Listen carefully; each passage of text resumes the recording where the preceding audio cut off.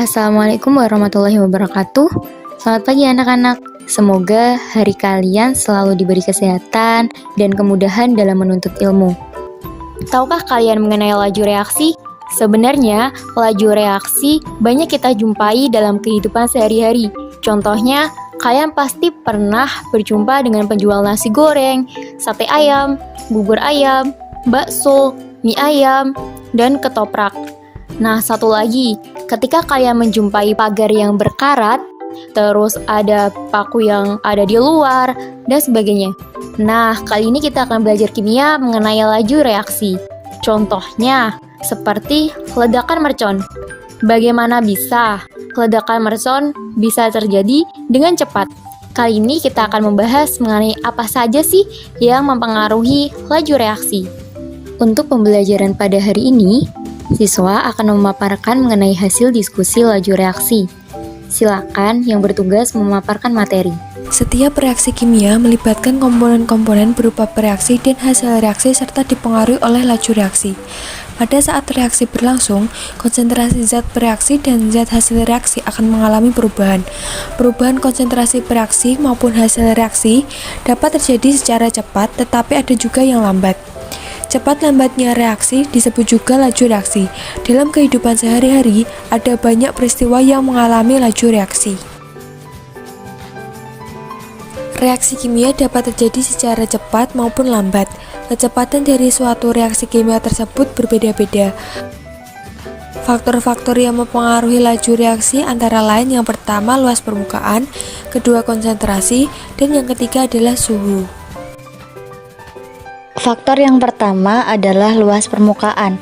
Sebagai contoh, ketika kita membuat minuman teh, maka sebagai pemanis kita akan menambahkan gula di dalamnya. Kita dapat membandingkan ketika kita menyeduh teh dan kemudian menambahkan gula pasir dan gula batu dalam jumlah yang sama. Ketika keduanya dilarutkan, menurut kalian, manakah yang akan lebih cepat larut? Mari kita simak. Gula pasir akan lebih cepat larut daripada gula batu. Mengapa hal ini dapat terjadi? Semakin kecil ukuran suatu materi, maka semakin besar luas permukaan bidang sentuhnya.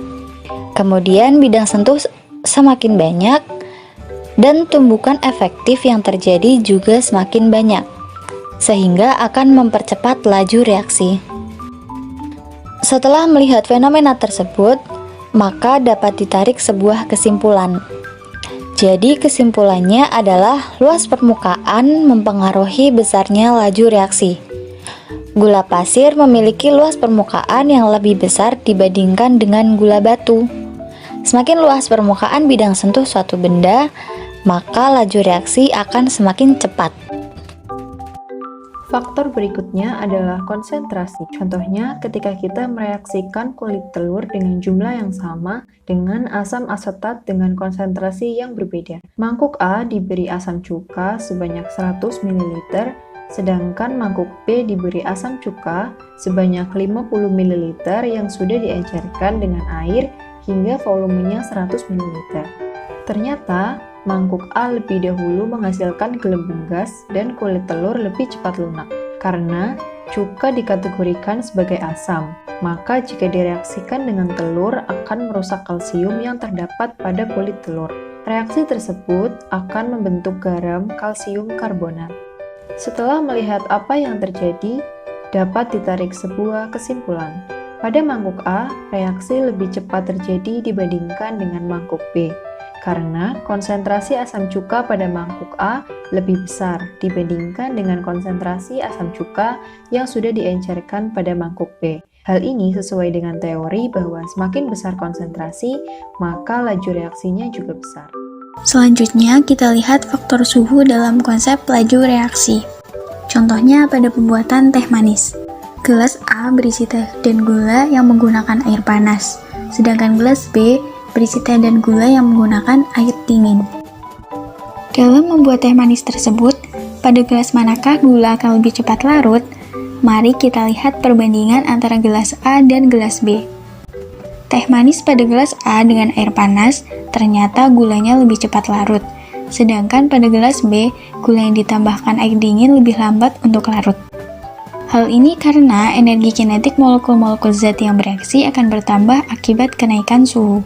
Gerak partikel yang semakin besar menjadikan kemungkinan terjadinya tumbukan yang efektif semakin besar juga. Jadi, suhu mempengaruhi energi kinetik yang dimiliki oleh suatu partikel. Semakin tinggi suhu, semakin tinggi energi kinetik yang dimiliki oleh partikel, sehingga kemungkinan terjadinya tumbukan efektif semakin meningkat. Dari penjelasan yang sudah disampaikan mengenai faktor laju reaksi, Bu Hilda akan menjelaskan satu faktor lagi yang mempengaruhi laju reaksi. Faktor laju reaksi keempat yaitu katalis. Contohnya, yaitu daging yang dibungkus tanpa daun pepaya akan lebih lama lunak dibandingkan dengan daging yang dibungkus menggunakan daun pepaya. Mengapa hal tersebut dapat terjadi? Karena dalam daun pepaya mengandung enzim papain yang berfungsi untuk membantu jalannya suatu reaksi kimia dengan memberikan rute yang memiliki energi aktivasi rendah. Selain itu, jumlah enzim sebelum bereaksi dan setelah reaksi akan tetap sama, karena setelah bereaksi, enzim tersebut akan didapatkan kembali. Dapat disimpulkan bahwa katalis merupakan zat yang berfungsi untuk mempercepat terjadinya suatu reaksi. Akan tetapi, pada akhir reaksi zat tersebut bisa didapatkan kembali. Atau dapat dikatakan juga bahwa pengaruh katalis terhadap laju reaksi yaitu sebagai penurun energi aktivasi pada suatu reaksi sehingga reaksi dapat berlangsung lebih cepat. Jadi, dari penjelasan yang telah disampaikan, maka ada 4 faktor yang mempengaruhi laju reaksi, yaitu luas permukaan, konsentrasi, suhu, dan katalis.